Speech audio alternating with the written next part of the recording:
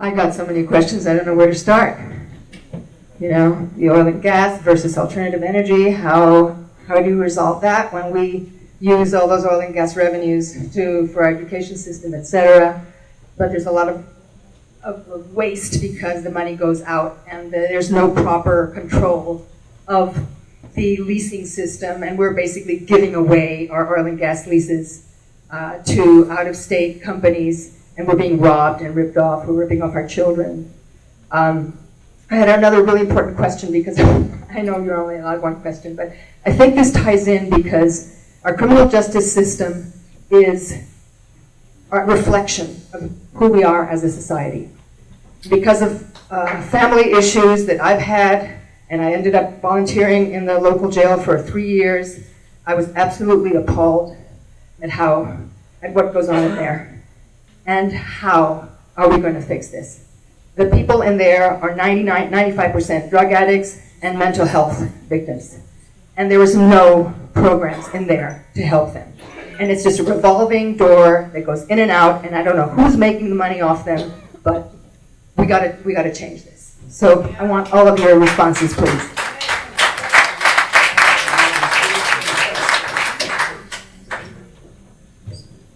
So there were a lot of questions in there. And let me come to your last question in a moment. But I want to, first of all, it's on.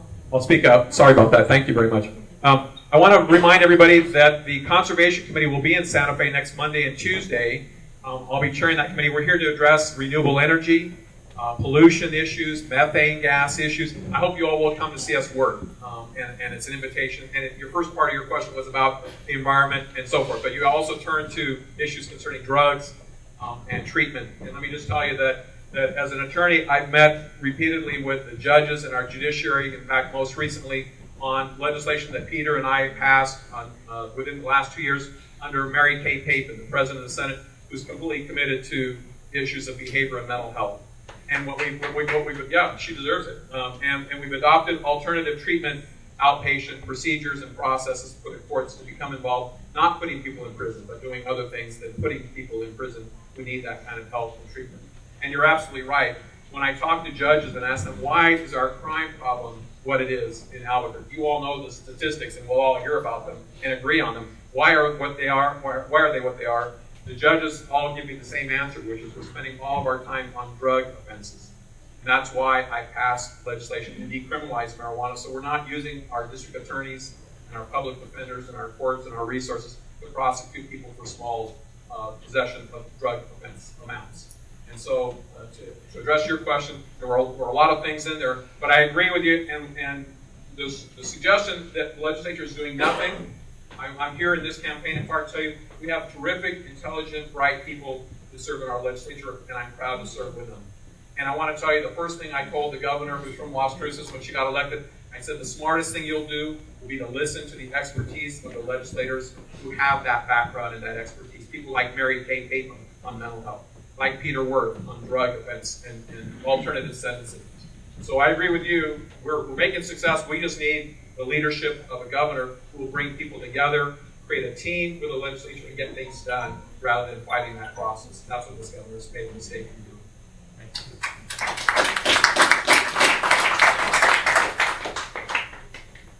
Thank you. So, crime's a big issue. Recidivism a big issue. Simple answer, poverty. Most of it's related to poverty. So I'm going to get back to my economics for a second. Okay?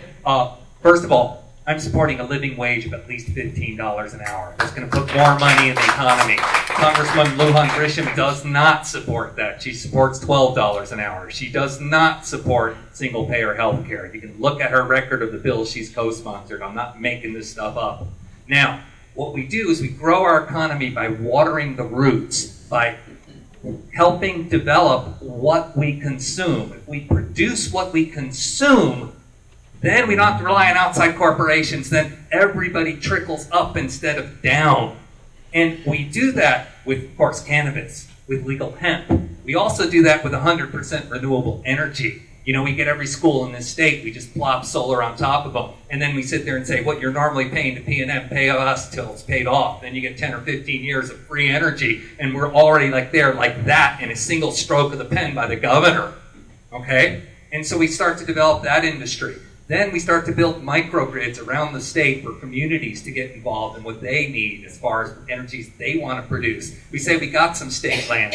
You pay us the mineral rights fees for it. We've got a state bank. Here's $100 million. All right, we'll loan that to you. We get the interest, so the state wins. We get the job through construction. And then the community gets cheaper energy. Wind and solar sells for 1/2 to 1/3 the price of coal and nuclear. The only reason you're paying more right now is because they take money from P&M. Period. All right? So then there's a win for consumers. Then after the 10 or 15 years when it's paid off on these microgrids, then that community has a revenue income stream. Win for the economy, win for the environment, win for the community, win for jobs. This is how we do it. Grow the economy by watering its roots. Man, I thought I was going to have a nice relaxing evening. Now we all got to get up. Anyway, let me start off. I didn't ignore your question. I'm just tired of fighting. I'm tired of fighting with the federal government. That's what you guys do, Joseph. We fight with each other. It's time we have a leader that brings people together. And let's talk about crime. We have crime because we have no early child development, because 61% of our kids don't have a good start. We're going to change that.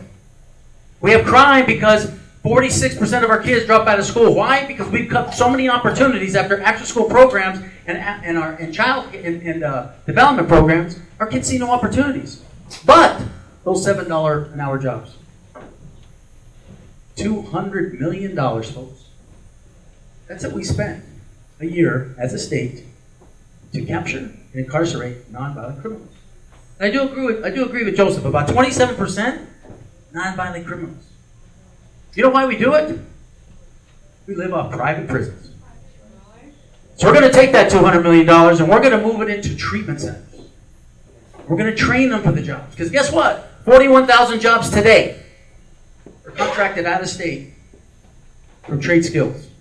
Why? Because we've cut trade skill programs away from our high schools. Why? Because we stopped giving opportunities for our kids. So they're getting out of school at 2 o'clock, getting into drugs. And that 27%, you're right. Drug addiction, alcohol, and 6% are mentally ill. So we're going to reinstate those 15 companies that Martinez got rid of. We have the professionalism right here. In fact, we could get 3 times the Medicaid costs to cover those costs. That's where I will work with the federal government. But I'm tired of fighting. I'm tired of us against them. It's time it's New Mexico's turn. It's time your turn. We're going to decriminalize, move the $200 million into rehab and training programs, and we're going to get 41,000 New Mexicans working again within the trade skills.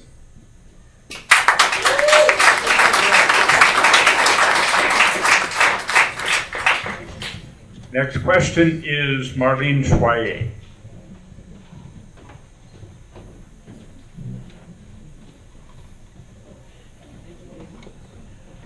First, I want to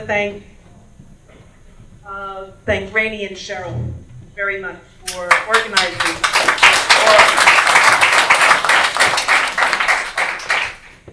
So I respectfully disagree with one of the candidates who stated that job creation is not the answer for New Mexico. I think it's part of the answer.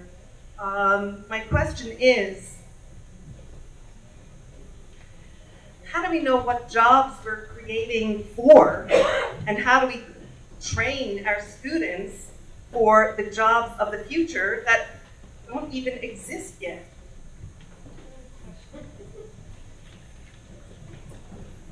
Thank you. I'm assuming I'm the one you disagree with. And I'm not against job creation. I just think it's pie in the sky to sit there and say, oh, we're going to give all these tax breaks and these companies are going to create jobs. I think that's silly. It's got to come from within. Right now, there are 1,400 empty coding jobs in this state, computer coding jobs. Average salary is $73,000 a year, and they're empty because we can't fill them. There are only 10 high schools in this state that have advanced computer science classes that they offer. When I'm governor, in elementary school, we're going to start teaching computer sciences, and it's going to go through every grade level until we get to high school, where every single high school is going to have optional, elective, advanced computer science classes. And that's how we create jobs, because the future is, like I was talking about Airbnb and Uber, the future is in the creative production end. So we need to build our schools up that way. I also am a big supporter of 100%, or not 100%, of statewide early childhood education. Very, very good. This is getting the workforce ready for those $15 an hour. Then, when you raise the minimum wage to $15 an hour, you can't do it all at once because it's going to hurt businesses. It'll be a shock. You have to go like $1 a year until you get there. When that happens, there's money circulating in the economy. So it's not just everybody's getting an extra wage, but they're spending it at the flower shop, who spends it at the dentist, who spends it at the auto repair shop, who gets a new dress. The money circulates. Right now, there are 100,000 workers in New Mexico earning minimum wage, okay? 40% of our families are working poor. They work and they're below the poverty line. There's 100,000 families. By the time we get up to $15 an hour, that'll double their income. That's $1.5 billion more in the state. You use the multiplier of 7 that economists use. That's $10.5 billion circulating the state. That's where your jobs come from. That's where the small businesses start to grow. We grow the economy by watering its roots.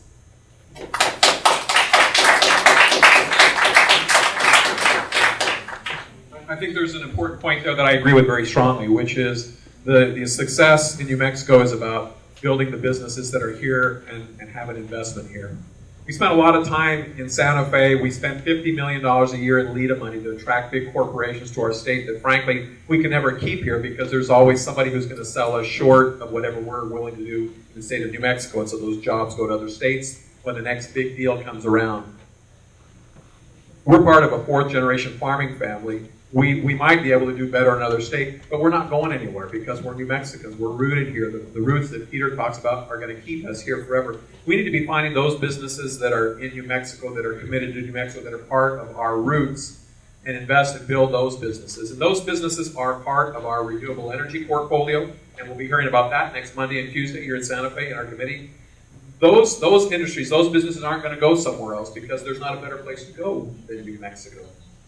When we look for businesses that rely upon border trade and border traffic and the opportunities with Mexico and those markets and economies, those are opportunities that other states don't offer that New Mexico does. We have to find the things that are unique about New Mexico, and those of us that are in business and frankly are successful in business recognize that.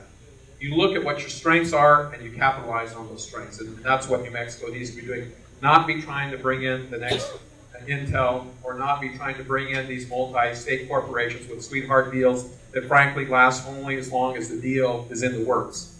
And Peter's right.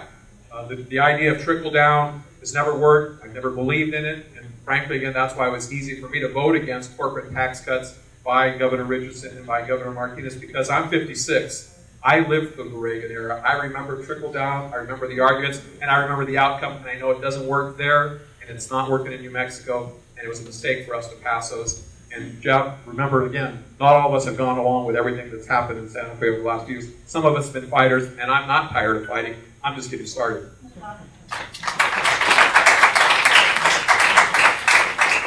Well, our political leaders have had 20, 30 years to fix our economy. We're 50. I have a proven track record for 32 years working with private and public partnerships, creating billion-dollar divisions, small businesses, and economic opportunities. 225,000 new jobs.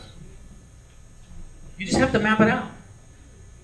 41,000 jobs in trade skills. We subcontract out of the state. Legalizing expanding medical marijuana, legalizing it in hemp production, between agriculture, distribution, and manufacturing. It's 32,000 jobs right there. I just told you where we can find 75,000 jobs in 2 years. Tell me where one of these folks up here, one of our legislators, have told you that. And we can go on and on. When we met about renewable energies, I think you guys said I had a pretty good grasp on it. I'm not worried about powering your house. I'm not worried about powering this building. And I agree with everybody here. We're going to power grids to power California, Nevada, Arizona. So go to our website. I actually have a town hall video that we've done over 60 different town halls. Everybody hears of TED Talks, right? I put a TED Talk together. I've done over 60 around the state. They're live on they're taped on our site. I have literally laid out how we're going to do 225,000 new jobs. And folks, when we do that, we're talking about $1.8 billion of new tax revenue annually. And we have to invest into healthcare, into more hospitals, into more care, more doctors. No one talks about it. They talk about advisors. They talk about putting things together. So what if we hire a guy who knows politics, who knows how to get things done, and lead us to create job opportunities, not for the future, today.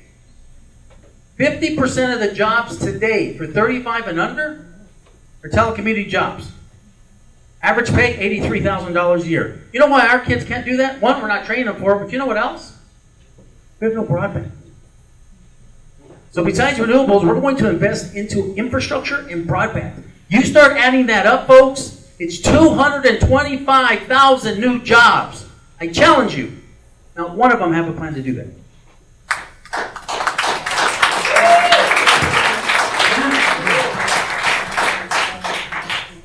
Donna McWilliams.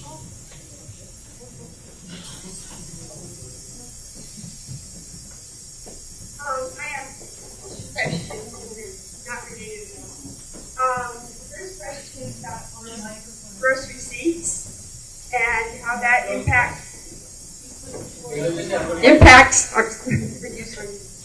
our economy and industry coming into the state, and what your opinion is on that. The second question I have is, I do work for the state, I'm a state employee, and since we've had governors that have been concerned with their own, I think, political career more than the state, it has trickled down into state agencies, and I have noticed now, I've worked as an employee since 1994, up and on.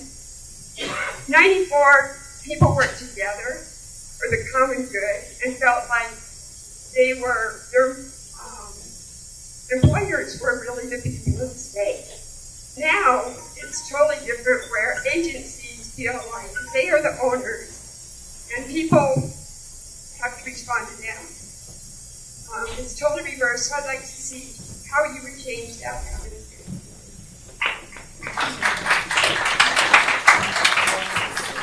I think when there's a dual question, you can answer one or the other. I think it's my turn now. Gross receipts tax. Our tax code favors big corporations. We are actually living on a tax plan that my father helped put together in 1962 or 67. We haven't made any changes. In fact, depending on your lobbyist, depends on what you're going to pay. We have over 304 exemptions in our tax code. Most of the people with tax and rev don't even know how to explain it.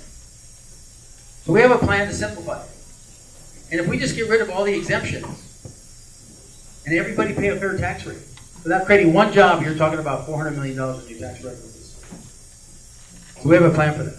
Well, let's talk about state employees. I don't know about you, but in the private sector, in other states, the hardest working people in those states are government city officials. When's the last time you had a raise? Probably about 12 years. That's going to change under Apodaca administration. In the 70s, my father created it. We're going to bring it back. But every person who works for state government is going to get a 3% raise every year. Folks, don't tell me we can't afford it. Our legislators crawl back about $300 million a year every year. Go to the general fund. Ask them tonight, where does the money go to the general fund? Doesn't go to you. And by the way, for every 3% we give you, I agree with Peter, it goes right back into the economy. You're not going to send it to Wall Street and invest your $22.6 billion there. You're going to buy groceries. You're going to pay and buy things. By the way, That's about 20% job growth right there, by just giving 3% raises to our city and state employees. It's a shame. We should feel bad that we haven't given 3% raises to our state and city employees in 12 years. That will change as I'm your governor.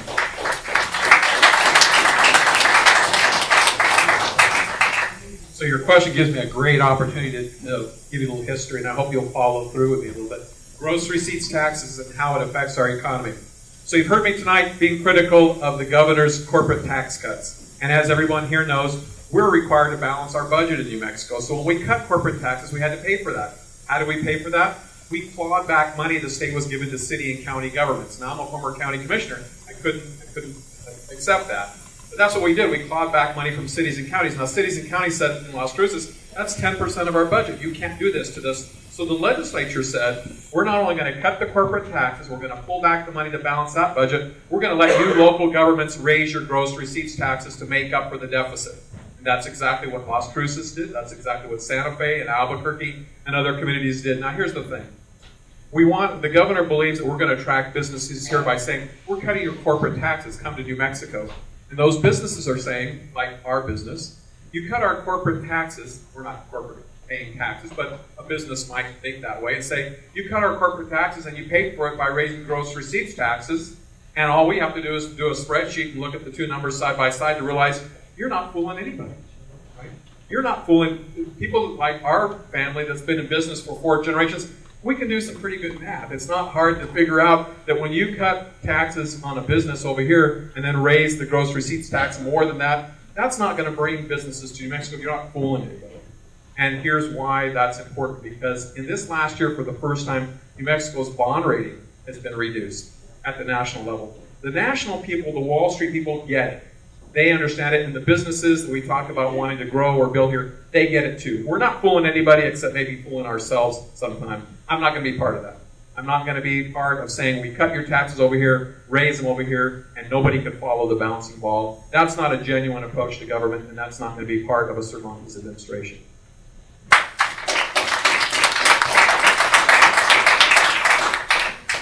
Thank you. So right now, there are about 5,000 empty state employee positions. So how much extra work are you doing? Yeah. Okay. Now why? Well, let's see. Like I told you about alcohol taxes, we spend $800 million, we get $46 million back. Same thing with tobacco. Okay. So we just raised it up just a little bit, not even a month, but just a little bit to make tobacco and alcohol taxes. Instead of subsidizing abuse, we would have enough to fill 80% of those government positions like that. Now, not only do we need to fill our positions so we can actually have government workers that actually work for us, because you're working hard, you're busting your butt for us, but I can offer something that nobody else can. I don't owe any favors, so I don't have to appoint anybody to my administration because they endorsed me or because they gave me money. I don't owe any favors. You just look on my website, peoplefirst.online, look on the issues page, look under Better Government. You will see that every single cabinet secretary will be appointed from employees already working for the state. They're going to nominate each other, then we'll vet them to find the best people interested in public service. Only exception is education. That must be a teacher, not a state employee. So we're going to actually put a team together that is interested in serving the state. Now, all of the other Democratic candidates will agree with me on this, I think. You know, because when Steve Pierce gets up there, he's going to tell you, well, the government is terrible, and that's why we need to just get rid of all those lazy employees. And so my question to Steve is, if government sucks so bad, why is it you want to run it? Why is that? It's a pile of crap and you want to sit on top of it? Is that what you're saying? So I want to completely reverse it. I want to respect the good employees, fill those positions, make sure that state agencies are run by the best in those agencies instead of doling out favors like it's done by every other candidate.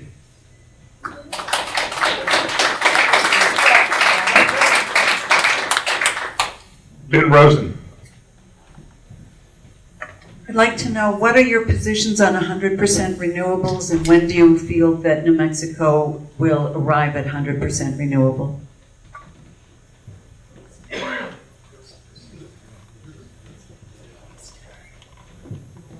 So thank you. So I am the only candidate who supports 100% renewable. Go ask the New Energy Economy. They can have postcards where they write to all the other candidates saying, we'll vote for you if you support 100% renewable, but they don't have postcards for me. Sad, right? Because I support it already. I don't know what the timetable is going to be, because we've got to move a lot of things between here and there. We've got to loop all the people in the state who say we can't do it, right? California is already at the point where they're selling energy to other states. It's pie in the sky to think we're going to build these big grids and sell energy. We lost that. We're so behind the curve on that one. We got to take care of it ourselves. So I support 100% renewable. What it's going to do is we're going to have to work with some of the polluters like PNM. If you take some of the plants that are the dirtiest in the country and say, hey, look, if you repurpose this plant, then you don't have to have the same level of cleanup. So let's have your employees already working there, so that nobody's losing jobs, already working there, do the cleanup, and then we repurpose them into solar grids, into wind farms if they're in the right places. We got to start now. This whole idea of waiting until 2030, you know, what did the people of the Climate Watch tell us? That if we wait another 4 or 5 years, we're already dead. Okay, so I can't give you the date. I just got to tell you, we have to do a lot of heavy lifting, because in this state, we have a lot of people who believe we don't deserve good. We got to go slow. We got to settle for these crumbs and trickles. No, we don't.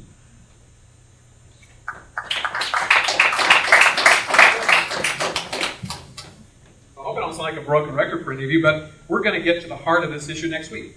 On Monday here in Santa Fe at the state capitol, as the chair of the committee in charge of renewable energies and conservation, I've asked for a hearing, and I'm going to bring together the parties who are in the industry of providing renewable energy, and we're going to have a full debate, hearing, and committee discussion on exactly the answer to your question, which is how much progress can you make and how quickly can we get there.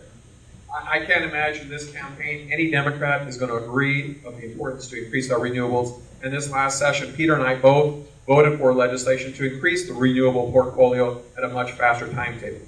And I agree that when other states are ahead of us, there's no excuse that New Mexico should be lagging behind any state. We need to be a leader, and it's a chance for New Mexico to be first at something, and we can do it quickly. And we need to make that a target and a goal for our next governor. But to answer your question, when we'll get to 100%, I don't have an answer. I'm hoping on Monday I'll have a much better idea to do that, and I hope you'll come and learn with me what we can do to move that process ahead much faster than we're doing right now. There's no reason why we shouldn't, as a state, be able to do that. What time? So I was afraid you'd ask details. So let me tell you, here's the great news. The great news is it's on the website, number one, legislative website. Our agenda for the Water Natural Resources Committee is the name of the committee, Water Natural Resources. I'm chairing the committee. Peter, I don't know whether Peter's looking it up, maybe. Are you, Peter? Is he?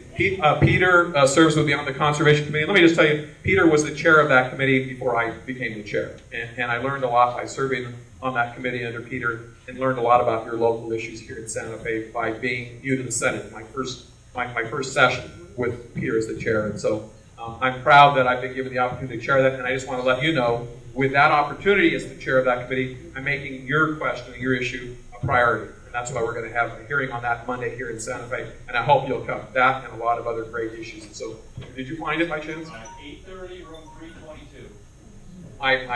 My colleague, great. Thank you, Peter, very much. So I hope you all can be there. It'll be worth it, I assure you. And we should have better answers for you then. Well, I'm assuming the only reason Congresswoman agreed to 50% is because that's what you guys asked us all to agree to, by the way.